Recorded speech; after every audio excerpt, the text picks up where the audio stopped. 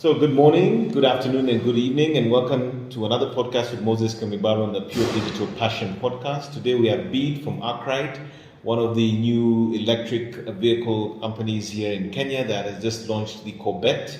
It's a two-wheeler electronic vehicle and an electric vehicle, and obviously I'm somebody who's extremely passionate about this new space. So thank you very much for joining us, Bede. Hey, nice to meet everyone. My name's Bede, Hesmondhalgh. Quite a tricky surname, so don't worry about that. Yeah, I have to be honest, guys. His name, the way it's written, the way it sounds, is completely different, and I didn't even dare say his second name. But yeah, so Bede, thank you so much for being on the podcast today. I think I'd like to start maybe with, if you'd like to share maybe a little bit more about yourself and what it is that you do at Arkwright, and maybe possibly a little bit about how why you're here and why this appealed to you in terms of what you're doing today. I'm one of the founding team members for Arkwright. I've been at the company for 3.5 years. I've nearly been living in Kenya 3 years, which is amazing. I love it here. I've always loved to travel. Fantastic. So when we had the opportunity to set up operations in Kenya, I basically jumped at it, and I've basically been living here since, trying to set up the operations, meet partners, do all the kind of usual startup stuff, and it's been really, really good. And guys, you may want to know that me and Bede, I think, have been talking now for almost 2 years. It's been a while. Yeah, and at the very early stages, I think in our conversation, Arkwright was still setting up, they were still looking at probably their minimum viable product, the MVP models, and they've gone through several iterations. The biggest development, obviously, is that they launched the Corbett just about a week ago, which is their new EV, and he's going to tell us a bit more about that. But maybe in a broad sense, you can tell us about what is Arkwright trying to achieve in the market, kind of like at the apex of your vision, your purpose as a business. What are you trying to do in Kenya? So it's simple, but maybe a bit cliche. So the aim is to be a sustainable transport company. And so what does that mean to Arkwright? So at the heart of our operations, ARC actually stands for affordable, reliable, clean. So we wanted to create a transport solution which touched on all of those areas and made a difference. So over the last 2.5, 3 years, we've been working out different areas which we can basically use to enable that. So we've targeted 3 key zones. The first ones are the kind of obvious ones, are the vehicles. So we've developed a range of two-wheeler products, from bicycles to motorbikes. So these are what you probably see out and about, what most people are most familiar with. The second area, which is really what is supporting and driving this electric mobility uptake, is the battery as a swapping infrastructure. So what does that mean? Basically, we've been setting up points across the city. So we've got 42 points across the city in Nairobi at the moment, with a target of 100 sites by the end of July. So 42 fully operational? Fully operational. And so what happens for those who don't know how battery swap works is the idea is when you're low on charge, instead of going home and waiting 3 or 4 hours to charge your battery, you can go to one of these swap locations in the city and put your existing battery back and take a fully charged one out. So the idea is if you're in a rush, in a hurry, don't have the time to go home and charge, this solution is going to save you time and it's going to be more cost effective compared to petrol. So we've invested really heavily in the infrastructure, and the aim is to make it as accessible as possible. So in the short term, we want to be within a 5-kilometer radius of each swapping point. And in the long term, by the end of the year, we should be within 2 kilometers of each location.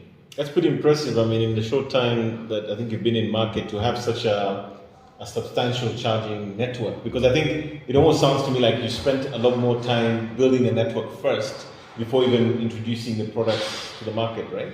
Yeah, exactly. So I don't want to take credit for that, but the battery as a swapping team did a really good job on basically front loading the system and making sure we had as many sites active before we even launched the product. So it's made my job within sales much easier, because when customers ask, where can I swap? I can point them to these 40 different locations.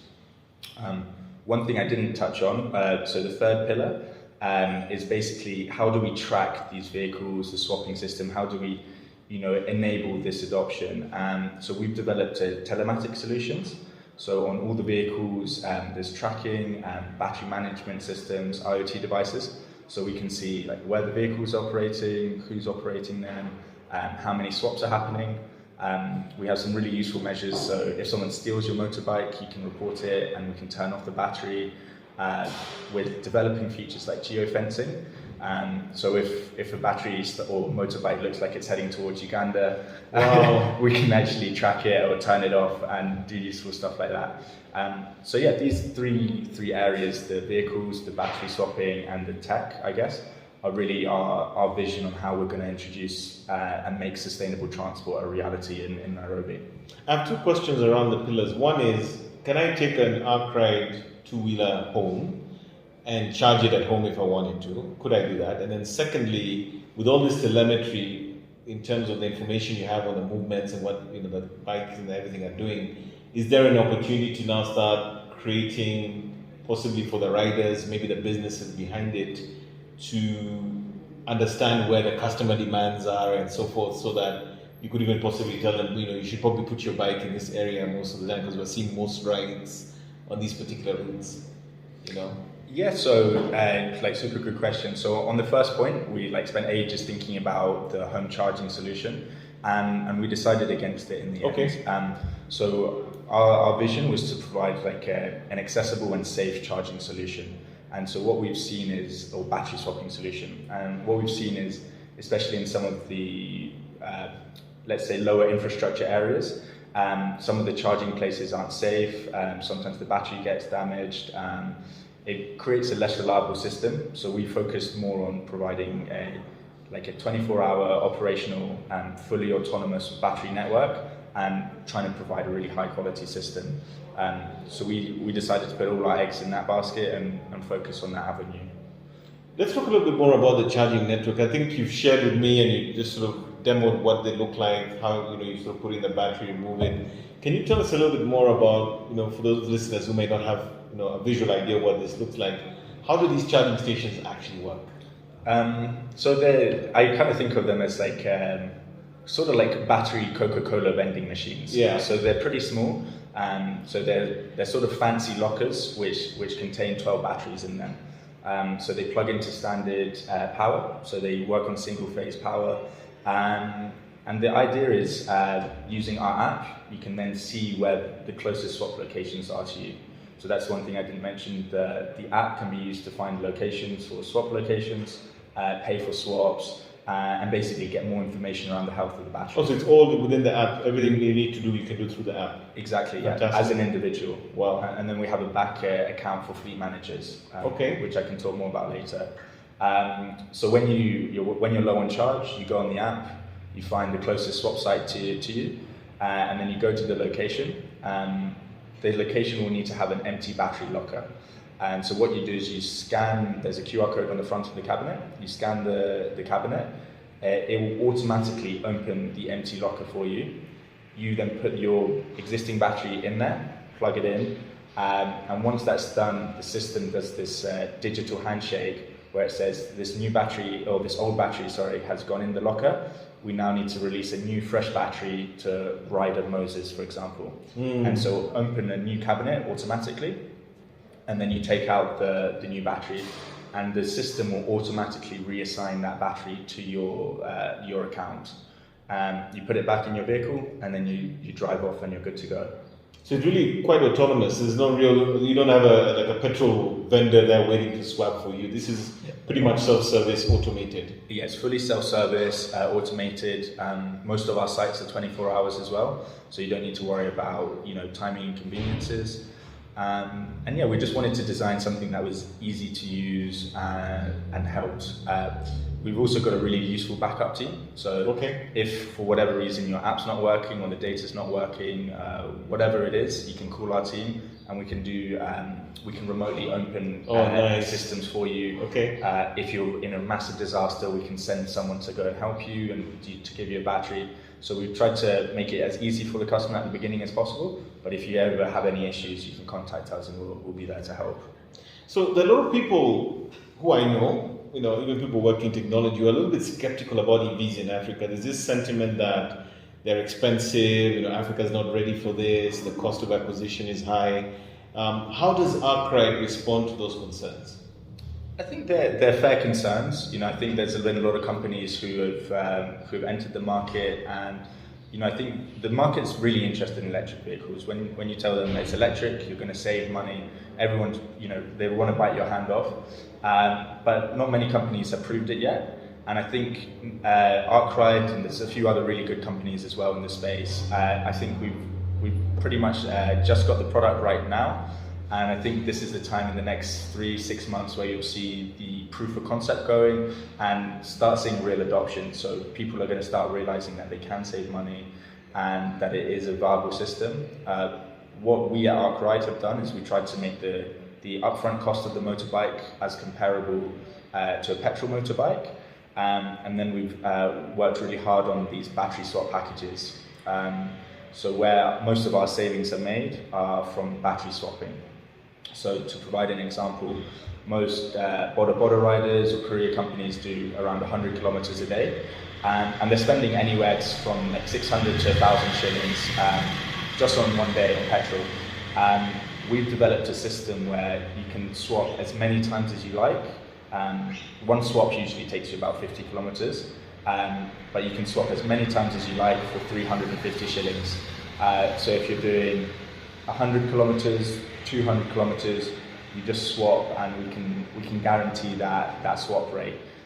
So we can save riders over half what they're spending on petrol by going electric, and while still offering the same performance levels, still offer the same carrying capacity, and at almost the same price. Our motorbikes are 180,000, and when I last checked, brand new Bajajes are around 170,000.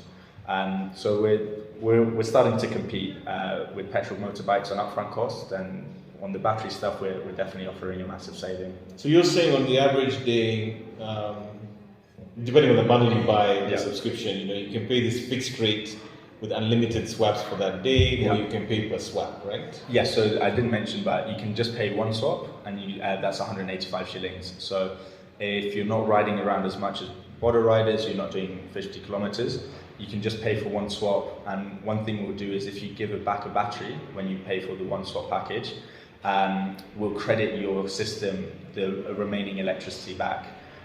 So how that works is, let's say you use a battery and you only use 70% of it. Okay. The remaining 30%, when you put it back in, will get credited to your account. Fantastic. So after, let's say, 3 swaps, you get a free swap, if that makes sense. So this is almost like saying that if you are Safaricom, my bundles don't get killed when time passes over, right? Exactly. I know it's a strange analogy, but we know that tendency in Kenya to always complain about bundles expiring, and in your case, what you're saying is that you carry it forward that you can use that the next day, or presumably in the next top-up, right? Yeah, exactly. There's something else I wanted to ask you before we get to the Corbett, which is kind of like the star of this conversation, is when you look at your market and who you're targeting, it seems to me like the border space, the people who are going to be using it to transport people, or maybe cargo, light cargo, is possibly the main use case that I'm seeing and hearing. That would be probably an individual border rider doing that. But I presume there's also a B2B scenario where you're going to get companies that are in the courier space, or possibly the food delivery space using your product. Maybe you can talk a little bit about those two segments. If I'm just assuming that's how you're doing it.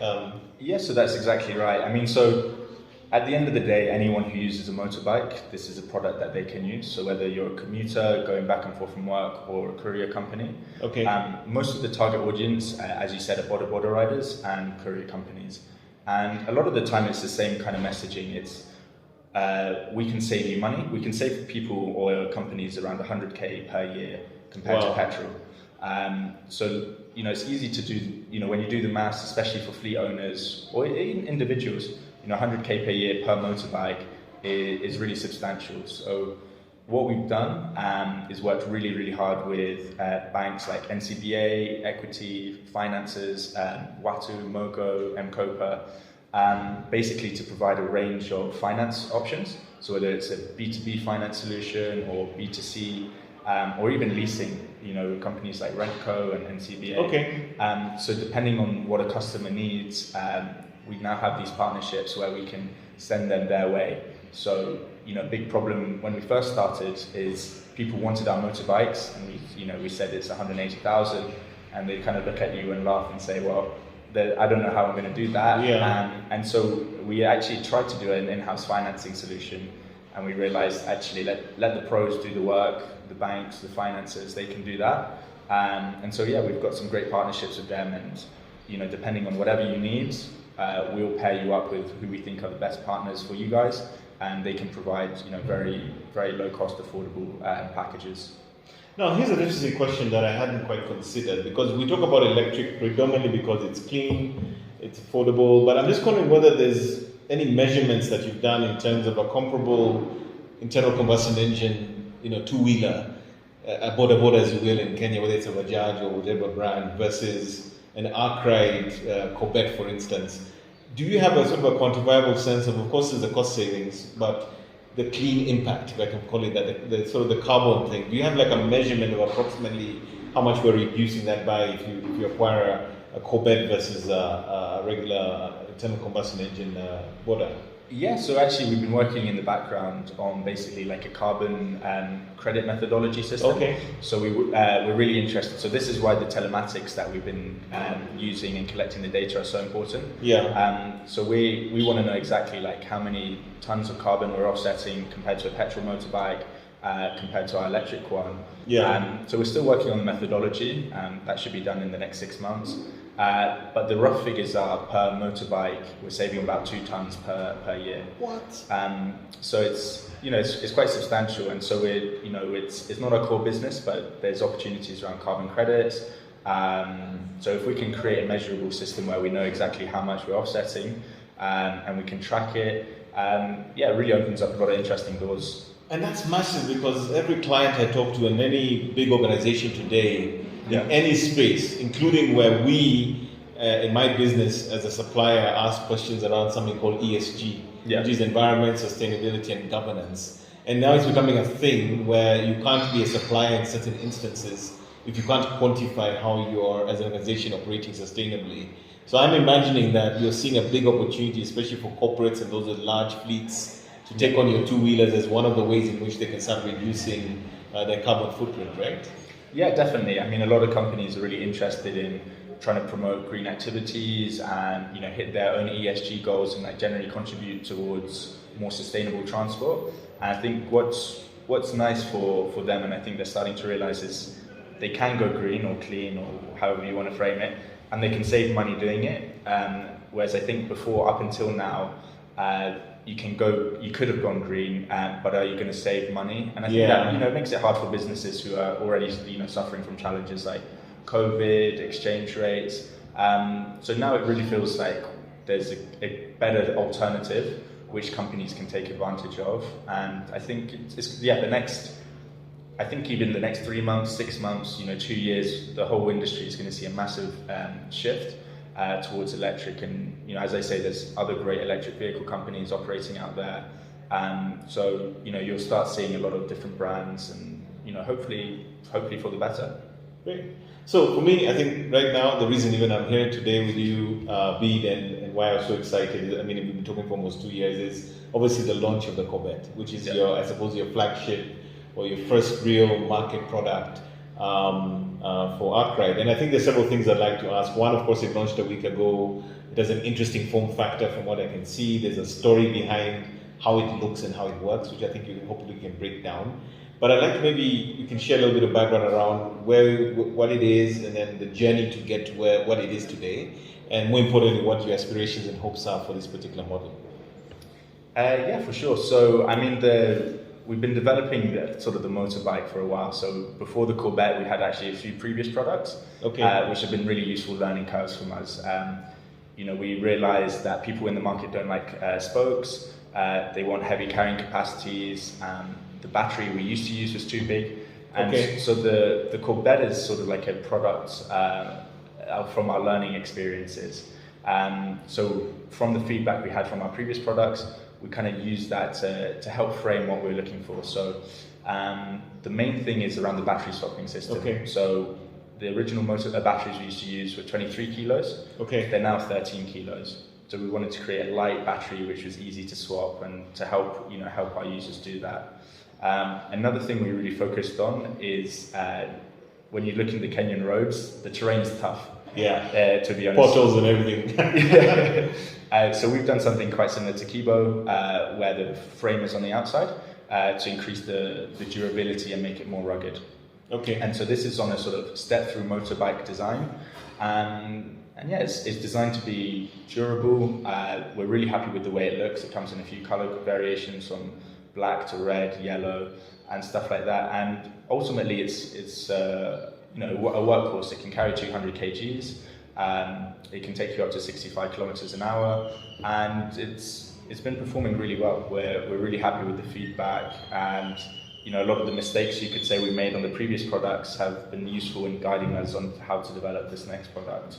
And so yeah, we're really excited. The feedback, which I was surprised by from the Bede audience, is that they love how it looks, they love the way it rides. I thought the couriers would like it a bit more, and maybe the Bede riders would want a more classic Bede look, you could say. But they've been really supportive of it, and the feedback is great. So they're asking us, when can they get finance? What are the next steps? Where can I get one? So it's been really nice to see. So the interest, having just been about a week already, I imagine that, are they flying off the shelf? Are they, is it a question of financing? How's that going already? Yeah, so we're getting really good interest, to be honest. We've sold our first 20, pretty much. And we've got a pipeline growing every day. So, and how most of this stuff happens is, you get your first people using them, you get some really good referrals from them, and yeah, we're, as we say, we're really excited. We're doing, which you're also very welcome to attend to, or anyone listening.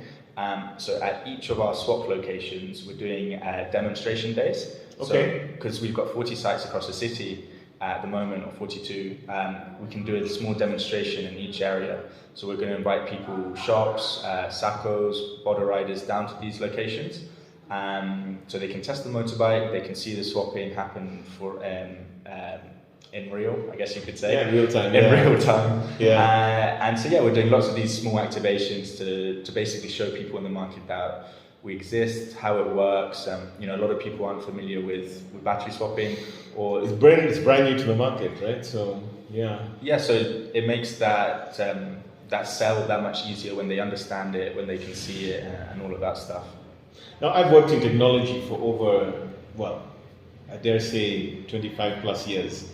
And one of the things I remember from the early days of connecting people to the internet, if you remember the original modem with the US Robotics, Hayes Acura phone line, very slow connection, all the way to right now where we have 5G. This has been a massive transition in terms of what the internet is. One thing I know is that the Kenyan consumer, or the Kenyan market, is very open to adoption of technology. That's why I think we lead the world in M-Pesa. We have one of the most internet endemic markets in the continent, a lot of innovation, Silicon Savannah, and of course, Outcry, I believe, possibly set up in Kenya because of these attributes or these aspects of this market that make it a good place to launch such a product. How do you deal with the skepticism, which I'm sure exists, with those who have not experienced an EV bike, like the Corbett, versus what they're currently using in the market? And I know that you probably have this number, but I remember reading somewhere that the addressable market size, in terms of how many borders we have in the country, I think is in the millions. Is that correct? Yeah, I think something like 200,000 borders are registered each year. Wow. I know the number's slightly going down, but it's crazy. But still at least 1 million borders as we speak in the market, yeah. So they're insane numbers. So it's a huge opportunity you're pursuing, obviously. But then there's this guy sitting there thinking, I've been riding this thing for 5-10 years. It's a Yamaha, Bajaj, whatever. Why would I go electric? So I know there's always the business case where you're able to show the numbers, but how do you deal with the fact that there's probably this resistance perhaps to this unknown thing? How do you get around that? So there's a couple of things. I think the first is a lot of people have started hearing about electric. Okay. So there's that really helps. Even the riders on the ground, they're starting to, even if they don't know about it, they've heard a little bit. The second thing is a lot of people are fed up with petrol prices going up. So it's crazy. I know. We're all suffering in our own ways. But as a business, it's been great for us because a lot of people have, the subsidy got removed recently. Okay. Petrol's just going up and up. So a lot of Bede riders are really suffering. Every shilling that goes up means they have less in their pocket. So it's less of a tough sale basically. Yeah. So I think it's still as you say, you still got to convince them, but they're open to it. And what they're waiting for is this proof. I think I touched on that earlier before. It's you tell people you're going to save money and then it's green. Everyone's interested in that. Now it's just getting a few, almost like case studies, proof of concept. So whether it's with the chairman, the individual riders, companies. And I think once those customers are satisfied and other people start seeing it, they're going to be our biggest brand ambassadors. Because you know what, Ken, is like the referral system is massive. It's crazy, yeah. Like word of mouth, yeah. Yeah, and that's how like Bajaj and TVS did so well originally. Is they were really popular, and then suddenly, if you go to Rongai, I think it's a TVS zone, or Bajaj, I can't remember, but they almost take it by zones, and so yeah, we just need to prove we've got a great product. We just need to prove it to a few more people, and I think suddenly we'll start seeing really rapid uptake. A question I needed to ask that just came to mind. Service and support. I buy, I invest, I do the financing. Obviously, it needs to be maintained somehow. I imagine parts will break, things will need changing. How does one get that done with a Corbett? So the good news is there's less maintenance on the whole because there's no engine, there's no oil, there's no filter. So there's a lot fewer parts in an electric motorbike.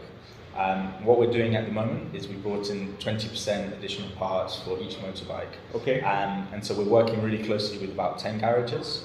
We're building it to 15 across Nairobi. And so what we're doing at each of these locations is we're training them on how to service the motorbikes. They'll have parts available there. And what would be really useful, which we're integrating, is on our app. You know how you can see the swap locations? Yeah. You'll actually also be able to see the garage locations. Okay. And in some cases, these will be at the same places. So you can, even go and do a swap, go get a service. If something's, not working, maybe your controller's damaged after a couple of years, you can then get that replaced. So this network's really going to help riders. And we're also looking at working with another company who's just started called Akoa. So they're like a breakdown support service company. Oh, okay. They're really interesting. You should definitely look at them. They're creating like a trusted garage network where you can, if you break down, you can call the number and they'll recommend you to the closest garage. They've gone through all the garage networks and basically tested them, make sure they're accredited. So we'll have this really useful support service where if you break down, you know where to go, you know the guys are safe, they're to be trusted, and that you're going to get a fair price. So you don't need to worry. Sometimes I've had it when my car's broken down and the quote doesn't really match reality. So hopefully this stuff will really help the individual user or fleet. So I have another question, maybe that kind of extends that question. So I'm riding my Corbett, I'm on Mombasa Road, something catastrophic happens in terms of the operational side of the bike and it's stuck. Now, unlike say running out of petrol or something, I'm here with the electric machine, but now I can't move. So is it a thing where I can also sign up for AA or something and they can come pick me, or is anything like that available? Yeah, so it's like a twofold approach. So like at the moment we've got a support team. So same with the battery swapping stuff, if you have any issues, just call us and we'll send someone out. And then the company I just mentioned, Akoa, they're also working on that system. So hopefully we're going to have a twofold approach to helping customers in need. Which is really important because, it's a new product and a lot of these after support services haven't been available before. So giving customers that security, that safety net basically, you don't want to feel peace of mind. Yeah, exactly. I've broken down in my car, basically driving through the bush, and you just you feel like you're in trouble when it's not that fun. Yeah, to be honest. So if we can give people that peace of mind, that's going to help the customer experience. It's going to be a good thing not just for us but for other EV companies as well. And I imagine in the same process, there's probably technicians getting trained specifically on how to service and support your Corbetts in the market, right? Yeah, exactly. So these garages, we're training their teams on how to service them, how to replace the part, and we're also doing stuff with some of the universities. So we've got Strathmore and Kenyatta University. We're trying to set up training programs for some of the engineering departments so that the next generation can start actually not just repairing them but improving on the vehicles. They can start learning about it from an early age and start developing in-country innovation and really help promote the sector. So you're actually creating a market, an employment opportunity, so to speak, of EV mechanics, as it were, right? People are going to know how to work with these new technologies and support them, and hopefully, if there's enough of an uptake, it becomes an entirely new skill set and capability in the market, right? Yeah, definitely. So like the more people who know how to fix electric vehicles, the more like trained skill force you have, the more revenue that comes in, and yeah, the better it is for all electric vehicle users and individuals. So it's like something we really want to encourage across the whole space, and we're Arkwright is there to support, and any way we can encourage it. We're open to partnerships, ideas. If anyone's listening, reach out, because we're open to it. We want to make it work. So maybe as we come to the end of this conversation, I think for me the last thing I want to ask about is what's next. Are there new models coming out? What's the footprint? Is what's happening? I presume right now you're probably focusing predominantly on Nairobi. This is the most urban, most connected city in the country. What are the next steps, and possibly, if you're looking in the roadmap, maybe 2 to 5 years out, where's Arkwright Kenya going? So hopefully lots of exciting places. In the short term, we've got a new product arriving next month called the Zoom. Okay. So keep your eyes out or ears out, people, because there should be some stuff being announced soon. Later in the year, we have 2 other products arriving as well. So we're trying to develop a range of products for different customer needs. They all use the same battery swap technology, so you don't need to worry that one vehicle or one battery isn't going to work with something else. That's all covered. The plan is to do 2,000 motorbikes this year. The recent uptake's given us a really good indication that can be done. And then the idea is, do a big proof of concept in Nairobi. Mombasa is looking really appealing. Kisumu, we want to expand there within the next 12 months. And then in the next few years, Uganda looks like a great place to operate, Tanzania, Rwanda. And the idea is to set up in all the main cities across East Africa, have local assembly points, battery swapping infrastructure, and create an East Africa-wide electric vehicle solution, which hopefully in a few years is really saving, as I say, 2 tons per vehicle. If we're doing 100,000 motorbikes, you can make a huge difference. We're saving people money. So the big picture is to provide this low-cost, green, clean, cliche transport, sustainable transport solution across Africa. And maybe something I forgot to ask, because we're talking about 2-wheelers predominantly here, right? So this is the border space. It's a low-hanging one, but is ARC thinking possibly maybe a car? So we're not thinking a car, but we're thinking the next best thing. So maybe in the next 12 months we'll have a tuk-tuk for delivery and passenger purposes that can be used. So we're still working that out. We've got a lot of work to do on the bodas. We need to make sure we sell a few of those first. But in theory, we want to continuously innovate. And the tuk-tuk might be coming. I'm not going to guarantee it, but there's options for other wheelers. I think it's going to be a question of work with the market, see what the market's telling you, see what the demand is, and then you build up from there, right? Yeah. Okay. Well, Bede, thank you so much for joining us on Pure Digital Passion. I'm so glad to hear that you're finally operating. We have a product in market. I'm personally excited about the prospect of owning a Corbett, so don't be surprised if I come back with a check and pick it up. It looks very nice, guys, if you've not seen it. And wishing you all the best at Arkwright Kenya, and more importantly, we're looking to see how Kenya, as a market, both in terms of this charging station network you have, plus the bikes and the models you're launching. I'm really convinced that you guys are going to do very well, because everything is aligning perfectly: electrification, carbon issues, climate change, and then of course the cost of operations being cheaper than what is there currently. I think Kenya having proven to be a market that is very good at early adoption, I think it's going to go well. But thank you so much and all the best. Well, thank you for having me. It's been a real pleasure chatting to you, and hopefully you and your audience found out a little bit more. And as I say, if anyone has any questions or wants more information, please contact me. We're very friendly, and we're happy to answer any questions you have.